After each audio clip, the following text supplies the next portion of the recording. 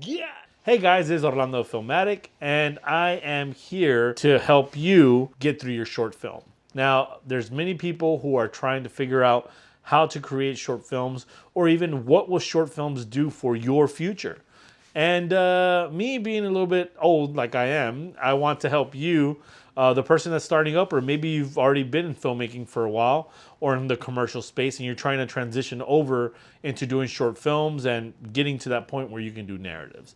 With that said, I'm from Houston. I'm a cinematographer based here, but my work takes me everywhere. I've been all over the world, and I'm super grateful for the projects and the people that I get to work with. If you like this kind of content, or you're looking forward to content that's also being dropped at least once every week, make sure to like and subscribe. Let's get into it. When I was a wee little lad, just, being myself, learning what I wanted to do in filmmaking, I knew the one core thing that I wanted to make was short films. Why? Well, because growing up, I remember my dad telling me all kinds of stories, and those stories would just play in my head over and over again. So when I finally had the opportunity to, get my hands on a camera that I could film and tell a story, I decided to make my very first short film. The first lesson that I want to teach you here with this short film called Ring is just shoot. Now, The Ring is a film that we made based off of something that happened to my wife when we had just moved into an apartment. At that time, finding my iPhone was new. It was a new thing. And we lost her brand new iPhone something. Like, I think it was like a 4 or 5 or a 6 or something. We literally were like, wait, what can we do? Like, how can we find it? We found the iPhone, but the technology was so new that even if we called the cops, they're like, we don't know what to do with that. So we decided to make this short film about a guy who is kind of a jerk. He finds a phone. He decides to just keep it. And they keep asking him for the phone. And no matter what they would ask him for, he would just not care about it. He was like, hey, I got a new phone, so it doesn't really matter. And in the end, in this story, we decided to make it that the person who lost the phone did it on purpose, just so that they can sneak into their house and get them back. So kind of like a scary story and kind of funny. Yes, we ended up getting back our phone. My wife got her phone back. As long as my wife had her phone back, I really wasn't too worried. Okay, in this second short film, this is when my brother and I, if y'all don't know, my brother, Grecian, is a director, and he's directed a bunch of the projects that we personally do as Filmatic. Filmatic is my production company, and really it's more of our creative branch of like what we do for under our name, under our umbrella. If it's not directed by myself or by my brother, it's not a Filmatic project. We got together for our very first project to work during a 48-hour film festival. If you don't know about the 48-hour film festival, there's probably one right around the corner where you're from. It's one of those competitions. You have to write the script, get a cast, shoot and edit within 48 hours and turn it in. We worked on this project called Exodus. We got a lot of friends that came out and helped us to get it done. Unfortunately, we did not even get to export it in time. And once again, this is us being like trying to do new things. We're using the Red 1. At that time, Red was a heavy file system, and it just didn't make sense to use for a competition like the 48-hour. What I would say this second film taught us was to challenge yourself. Like, jump into challenges. If you have a short that you want to get done, challenge yourself to get it done in a day.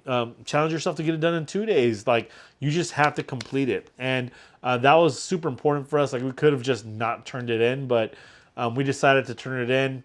It was still going to be exhibited in front of a lot of people, so people would still get to see our product. So we're like, yeah, we might as well get this done. And Exodus was cool, superhero type story. This is when all the superhero movies started coming out a lot more. But we got to tell this really cool story. Very cool library that we got to work in that was like right next door to where my office was. And they're super nice in letting us film there. So yeah, check out Exodus when you get a chance. It's a cool story, and I think we got some very beautiful visuals even all the way then. And as I was progressing, we jumped into our third short film. And this short film wasn't part of a competition. It wasn't anything. It was one of these ideas to take the PA or the intern that I had in my office and give them the opportunity to create a short film. And this is the short film that helped us get recognized in Houston. So the third thing is to make sure that it's going to be seen somewhere. And this one, we created it, but we had no idea where we're going to screen it. Well, it just so happens that at that time, another filmmaker in town, he raised a lot of money, used a lot of professionals from the industry, and they filmed. They, I think, raised like 15 grand, and they were able to put together a screening for their latest short film. They asked for a couple people to submit their short films, and we submitted ours, and lo and behold, they put ours on right before their short film. And since we're the new guys on the block, we're just, not really known. We're pretty surprised that they positioned us there. And the reason why they told us it was that it was just such a good looking film, and the production value was there. And the funny thing was that we did that project with probably like a probably like a 7-person crew, where their project had like a 20-person crew, a big cast, like really nice stuff. And we literally spent $0 on our short film. And it really changed the scope of like what people thought. And a lot of people did some write-ups on us and talked about how how creative and how cool that project was. So we're super thankful for that one. That project was called No Redemption. In this story, the lead, her daughter passed away in the film, and she at the end was able to forgive the guy that did it to her, because something else happened through this short film, that she was in a position to help a daughter of somebody else, and she didn't do it. So it was a pretty a crazy short film.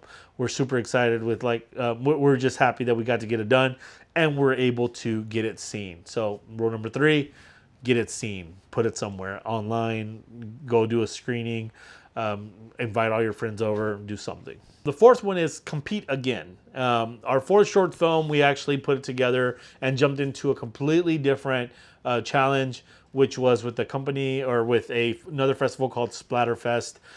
Some pretty interesting facts on that project is that we kind of put it together super last minute. Same thing, you had about 50 to 70 something hours to get it done. But we already had an idea on how to jump in. This film, it was called Sheol. And Sheol, we did it at my sister's house, and we were able to film, just a really cool piece. And this one was cool because we did a little more VFX. We also, computers got a little bit faster. We got to use the red again with that project, and we got to show off a little bit more. The cool thing is, now that we're kind of known in the industry, people had been seeing our stuff. This thing, people would say, "Oh, we know this is going to be cool." You would just hear people in the in their seats. They would all be like, "Oh, I can't wait to see this." So it was really cool to get that we started building the community. And the most important thing was for us to compete again, taking everything that we had learned already. We had already lost in other competitions just because we didn't get it there in time. We kind of just jumped into it. Trying to perfect it, our pre-production, made sure we had food for everybody, and then we jumped into post as soon as we could. And that was something that you have to challenge yourself again, but simplify it, use your strengths, use what you know you can do, and get it done. Sheol is a really cool project. It's about a dude that wakes up in the underworld, but he doesn't know he's there. Splatterfest is a horror film fest, so he gets chased around by a ghost, and it's a cool film. We got to use the old school Canon L series lenses with the red camera, so we got to have some fun with that one. So don't forget to challenge yourself again and adhere to your strengths to make sure that you can execute it. And that one we actually got best scare of the film fest, and then it also got picked up and was shown and exhibited in Dances with Films, and we got to get our director to fly out there. So I'm super excited about that one, Sheol.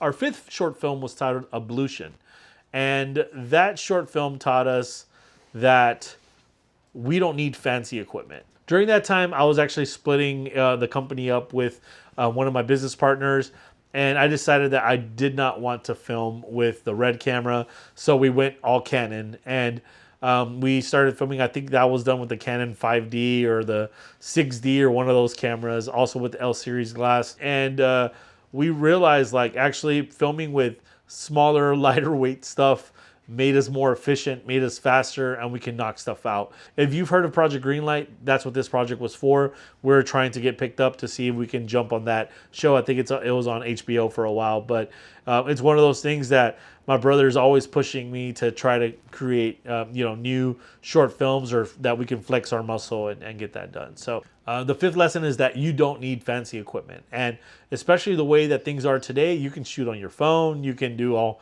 you can shoot on any DSLRs. I mean, DSLRs are even better now. I think they're calling them just mirrorless now, and half those cameras like the one I'm using here, the FX3, they're just amazing, beautiful cameras. Ablution had to do with a father looking for his kid that was abducted, and when he gets to this space, he finds the person that abducted his kid, and he finds him with another kid, and he's trying to actually drown the kid, which is pretty crazy. But what happens is that this guy saves the kid, and then the kid ends up being like a demon. Don't cry. He saved the kid, but the kid was a bad guy. And so it's just a crazy story that, you kind of just go along for the ride. Now, if I look at that film, I can cut it down to 2 minutes to, make it more cohesive, to understand it easier. But yeah, for back then when we were doing this, I mean, we shot that over, maybe like 4 to 8 hours inside of a super hot warehouse. And, we just made it happen. And I think that's one of those things that we knew that we didn't need the fancy equipment. And I think if I would have had a red camera there, it probably would have overheated, to be very honest. But yeah, you don't need fancy equipment. My sixth short film, we decided to rinse and repeat, meaning that challenge yourself again, but now take everything that we've learned, simplifying the equipment, simplifying your, like how you do stuff.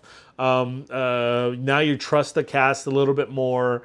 That you have to, if you're under a constraint of 48 hours, let's say, to get a film done for the 48-hour film festival, like all that stuff, like make even more constraints for yourself. So for this project, it's titled Silent, and we didn't really focus on like the parameters that they gave us. We kind of were like, we're going to tell a story and we're going to do a one-shot take, meaning that we can rehearse this whole movie or short film multiple times, and then once it's ready, when we get to the edit, we don't have to do much. I mean, it's just a little bit of sound design and stuff like that, but that's about it. So that's a hack, I would say, if you're jumping into a 48-hour film. Challenge yourself to do a one-shot take, or do as minimal setups as possible. Tell the story with movement or figure it out. But this one was really fun because Silent, we actually got to rehearse it over and over, and we shot it in my house. So I could, we could be here all day, and as soon as we're done, kicked everybody out, went straight into edit mode. We're done that same day. Just drop it on the timeline and boop, you're pretty much done. What's cool about Silent too is that we call it Silent for a reason.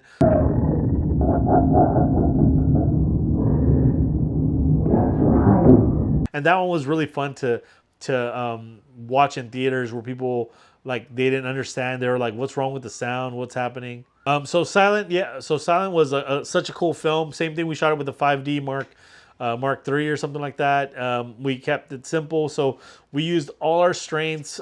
We challenged ourselves again going into another one of these competitions, just trying to flex the muscle, and I think we got a pretty cool short. It might have been fuzzy at some times. It might not have been the best looking one that we did, but it was very cool, very dynamic, and we really enjoyed it, doing a whole one shot take. That's once again, rinse and repeat. Simplify what you're doing. You don't need fancy equipment. Get to a point where that you're putting those constraints even on the constraints that the challenges have given you. Our seventh short film, we went backwards and we actually said, okay, maybe we can use some fancy equipment. So the seventh tip I would say is use fancy equipment. And the full title is The Rise and Evolution of the Great Romantic Legend of El Chazo. And for this film, we decided to go all comedy, and I think that's a little bit more of our strengths. My brother and I are always being comedic. We take life very lightly, seriously, but lightly. We're very appreciative of what we have, but we also have that very cynical mind. And El Chazo is that. Got hooked. We pretty much connected with a wrestler in Houston named Chaz, and we called him El Chazo. And we did this story about how he did an illegal wrestling move, and he got shipped down to Mexico, so he had to go to the Mexico circuit. Also connected with some good friends of ours that, man, they made us laugh so much. The reason why I say is maybe use some fancy equipment is because for this specific project, one of my good buddies had a Phantom. Like, this is back when the Phantom, this is the Real Science Phantom slow motion camera that shot in 4K. This camera back then, I think, costed $140,000. It was literally one of the most expensive cameras we had ever seen, and we used it as we used our project as a guinea pig to do it. And what was cool about this project, it was also for a competition, and I think we won audience favorite. But overall, like, it was just such a funny, dynamic thing, and we got to kind of just show off a little bit. And myself as a cinematographer, I wanted to use this slow motion. I mean, this thing shot it shot 1,000 frames per second. And I wanted to show that off. And of course, as soon as we shot it, I grabbed that clip and threw it into my demo reel. So, you have to be thinking of those things at all times as well. I'm on to my 8th short film, Sophia. I forgot to record this, actually, so I'm bringing it back and dropping it in once I started editing. And so if it looks a little bit different, it kind of will help you understand what number 8 is. And that is, don't overcomplicate things. With Sophia, we learned quite a bit. At that time, we had moved over to using Sony DSLRs. We had a bigger cast. We had multiple day shoots, and all this was for a project for another film challenge that was called The Zone. And this one had to do more with sci-fi. The way that I complicated it was by using at the time, there's a cool system called the Free Fly Tarot. It was like an RC car that you can put a gimbal on, and then you can put in a camera and chase stuff. Well, we didn't even use it for that. We decided to make it a character in the story. This back then, if you would see it, most people wouldn't even know what it was. So we decided to make a character that was pretty much robotics, a remote RC car with a gimbal, a Ronin gimbal, and we would have it move and make actions. And then I had to go in and do VFX and add little graphics on the screen so that it could speak. So I'm Sophia. those that knew what it was, I think it took them a little bit out of the story, because you can pretty much tell what it was, that it was an RC car. Overall, the story was cool, where it was fun for us to be able to move a little further. Of course, I wish I knew more VFX. We wanted to do like this time portal that was behind people, and we wanted to do all kinds of cool effects with this so that it could seem like these people were on a different planet.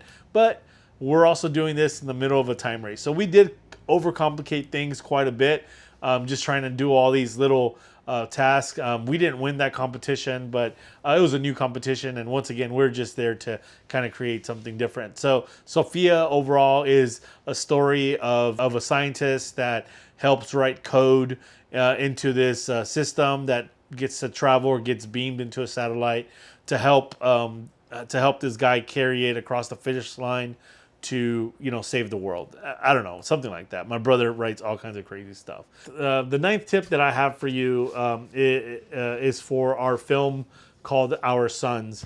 And Our Sons was done for the competition called 4 Points, and this is submitted from literally everywhere in the world. It's also like a 48-hour project, but for this one we wanted to really focus on community, and that's what I want. Number 9, you need to build up your community, especially if you're going to be doing a lot of these short films. We did this 2 ways with this film. We had a small group called the Fat Kids on the Block.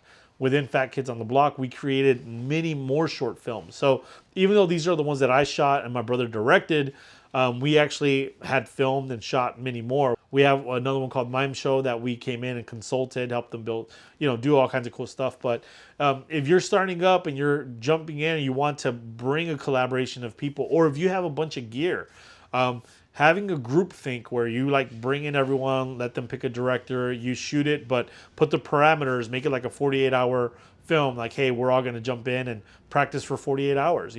Like that is a great way to do that. And that's what Fat Kids on the Blocks was. And we did a bunch of short films during that time. And a lot of the ones that we're currently, that I've mentioned, were part of that program. The other part was that since my commercial side had already taken off, we were already kind of out there doing a bunch of work. For 4 Points, we actually hit up one of our good friends in Amsterdam. We had him shoot the other half of this film, Our Sons. And Our Sons is a story about pretty much all the boys, all the men started getting sick when aliens got to Earth. And it was one of those things that they figured out that they were attacking our sons. They're attacking our children, but really it was all the boys. And what was cool is that we did like a mockumentary where our person is sitting talking about their loved ones, who they were and what. And then we also had someone in Amsterdam do the exact same story, shot with the same kind of camera, same kind of glass, awesome DP out there that hooked us up, man. We definitely are super thankful for the Amsterdam team. And then they sent us all the footage. I had at the time really fast internet, and then I did the final cut. But what a cool project. Community is one of the biggest things that you need, especially when you're doing short films, and you never know that same community ultimately can grow into a commercial a community, an industry. Most of the people that worked on our projects right now are, making hundreds of dollars a day in the industry, and they got to practice a ton with us. So don't forget, tip number 9, focus on community. Check out Our Sons. It was such a fun one. And it really, I think it was one of the funnest ones that we put together. And also because I didn't have to shoot the whole thing, right? All right, number 10. And this one's going to be bundled with a couple different things, because there came a point where we had already done so much that we had to move on move into a different world. And during this time, we went on and shot several features for ourselves, for different people. And we kind of got all our practice in, to say the least. You can always practice more, you can always produce more, but we had every project that we did, we completed. And I think that's something that you have to make sure that you do, especially when you get community, when you're using people's gear, when you're getting together to create. You got to make sure that you are finishing these projects, that they're being exhibited, they're going out. For this side, this is more on the commercial side, because for the 10th example is that at some point you got to get paid. And so now the short films that we've worked on all have budgets. And I think the most expensive one that we did was one called Piss on the Sunflower, which is, a really cool short film. I can't really say how much they spent, but it was definitely in 5 figures and it was up there, like pretty close to 6 figures. But we got a full crew, shot over 4 or 5 days, and it was such a beautiful looking film that I was really proud of it. I don't know what they've done with it, but I definitely used several of the shots in my demo reel, and it did help me get a lot of work. It's one of those things that we got to use anamorphic lenses, and I got to use like a full set of Atlas anamorphics, and I got to really get into the nitty gritty of like what it is to use an anamorphic. So super happy that all that came out great. So we got to film another beautiful short film with the dude suffering loss of his wife. And it was a cool story because it was one of the first ones that we got to use the brand new Alexa at the time. There's an Amira that came out. We got to put some cool glass on there. That one also, I don't know if it ever got released, but once again, there's some beautiful images from that I was able to use for my demo reel that allowed me to, further my career. So super thankful that someone put that budget together for us to, practice and create some cool stuff. And one of the latest projects that we have is a project called Least Wanted with a couple of YouTubers that we worked with. These guys are actually out there in the industry. They're trying to port over into acting and all that. So I was super excited that these guys like really tried to show their chops in this film. They wrote it. My brother directed it. We got to use some really beautiful glass, the master builts for it. It looks great. Dan Diaz, he colored it for us. And we got to show off a little bit on that one. Other cool fun fact on that one is that we shot it in just one day. And I can't wait for them to release that. When we do release that one, I'll have a whole BTS and the full version hopefully up on this channel. Or if not, I'll push you to their channel as well. With that said, you can ask me questions about short films. If you want to know more like budgeting, or you want to learn some of the producing aspects, or learn anything else from that side, let me know. I'd love to talk to you about it. More than anything, like I've explained before, I've been in this industry for quite a bit some time. I've done short films, documentaries, narratives. I've done short form. I've done fashion films. I mean, I've done all kinds of social media. It's just one of those things where I've been doing it quite a bit. I'm from a market that isn't massive. Houston, it should be bigger, but it's fine. I like being in Houston. I love Houston. With that said, if you like this kind of content and you have more questions, hit me up. I'm on Instagram at This Is Filmatic. I consult. A lot of people charge for that. I don't really charge. If I'm not busy, I'll send you back a message, or we can jump on a call for 15 minutes and maybe I can help you. But with that said, like, subscribe, all that cool stuff. Get ready to work on your next cool short film. I think you're going to kill it.